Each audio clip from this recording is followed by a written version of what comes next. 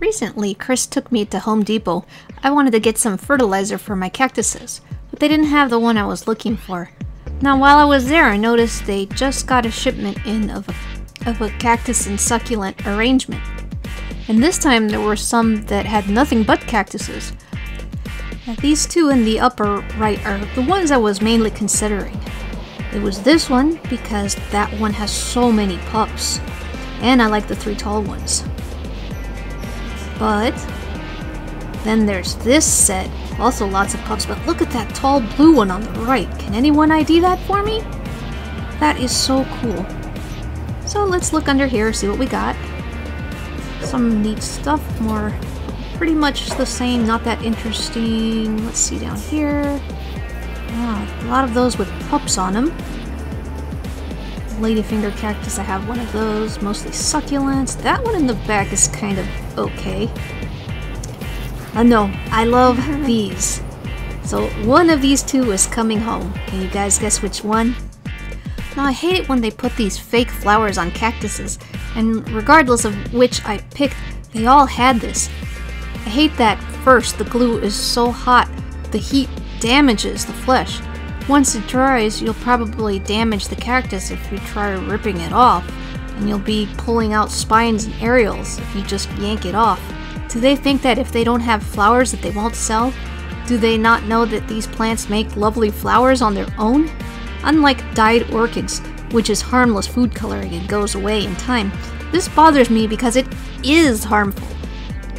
I had the idea to soften the glue with a hairdryer or heat gun, and hope that the hot air would not hurt the cactus.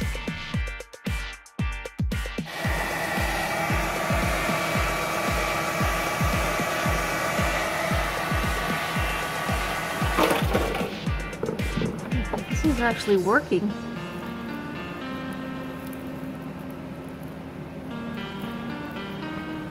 What is the holdup? Is it stuck on the spines? Or is it? Yeah, it's stuck on the spines. Hooray!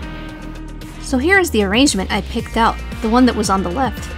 It had more variety than the other one, although part of me still wants to go back for that other tall blue cactus. I wonder what it was. I didn't have any of these cactus. It's one of those just because gifts from Chris. He's awesome that way. I also figured that for 25 bucks you get way more than your money's worth. I mean, just look at the pups on that Echinopsis and the Mammillaria in the center. I will depup these later. I have come to the realization that these garden centers, even plants that look nice or in good condition like this, are almost always rescues. I didn't know what kind of soil I would find under this. The moss on top retains moisture, which is another obvious bad sign like the fake flower. Cactuses are overwatered in these places. And I didn't find out till I got home that this pot has no drain hole. So some beginner that doesn't know would water their plant for the first time and drown the poor things. Okay, so let's take this apart now. So the soil wasn't bad actually. The only bad thing about it was that it had big sticks in it and bark chips. But I liked that the granules of sand were very large. So I'm gonna keep it and sift it and get rid of all the sticks. I confirmed that the bowl has no drain hole, and I learned that it's actually made of terracotta, so there's no way I can drill it without smashing it. At least this bowl could be a good candidate for microlotuses, and because it's painted on the inside, I could even use it for Venus flytraps or small carnivorous plants. Now here is a test I did, and I filled it all the way with water, and it does retain the water. So this is a terrible planter for a cactus. So here's everything bare root, and I'm gonna leave these guys out overnight to dry and pot them up the next day. These tall ones are the only ones that I don't have an ID on. I love the beautiful blue and green turquoisey color of the one here on the right. Then we got these two skinny ones that are sharing a root, and this grayish one. Is it supposed to be gray like that? It's all knobby and neat. And I was concerned about this yucky brown spot down at the bottom. Hopefully that's not rot or anything, but I'll be sure to pot these higher up, they were planted too deep in the soil and they would have rotted out.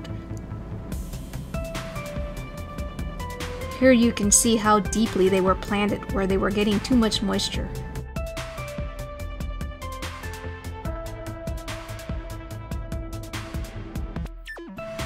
And this is the new pot that I will be using for them. I painted it purple. I've got lava rocks at the bottom for drainage. This is actually a hanging basket. And here I've mixed perlite into the soil that came with it, as well as some cactus mix that I had. And once again, there's the brown spots on these tall ones. Please let me know if I need to medicate that or cut it out or do something, or just leave it alone. It looks bad, but maybe it'll be okay once I plant it above the soil line. It's got another one right there.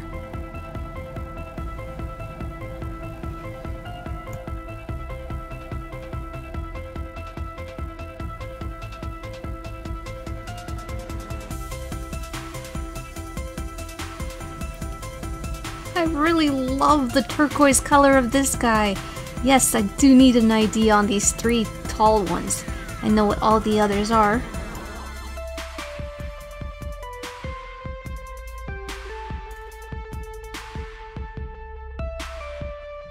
This is Mammillaria elongata Copper King, and I took all the pups off of it. Poor thing, it looks like it's riddled with bullet holes. But I put tons of cinnamon on it, and it should be okay. This is Echinopsis oxygona, and it had tons of pups on it too. I think it looks way better without them. Look at that crazy root on this. That's gonna be tricky to pot it up.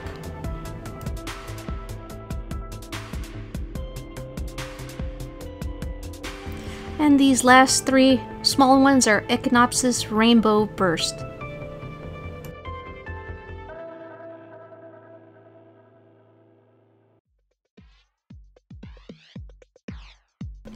If you guys remember a few months back, I made a video of Chris and I going to the pet store to pick up colored fish tank rocks to use as top dressing.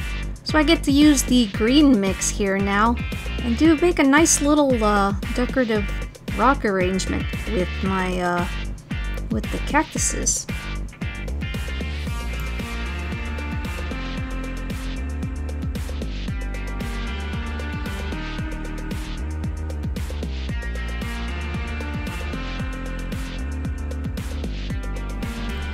And the final touch, since I do live here in Florida and I love my state very much, this is my collection of shells that I've personally collected off the beaches here in Pinellas County. And now I have to decide which shells to put in and where. I might even use some of them as support for the tall ones that are in the back.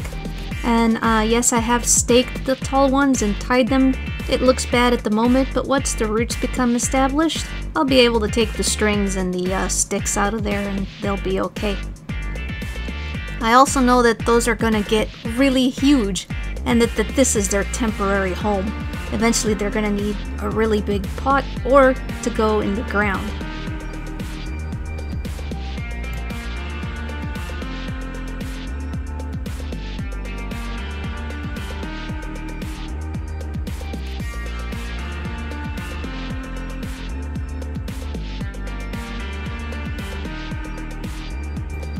Here is the final product.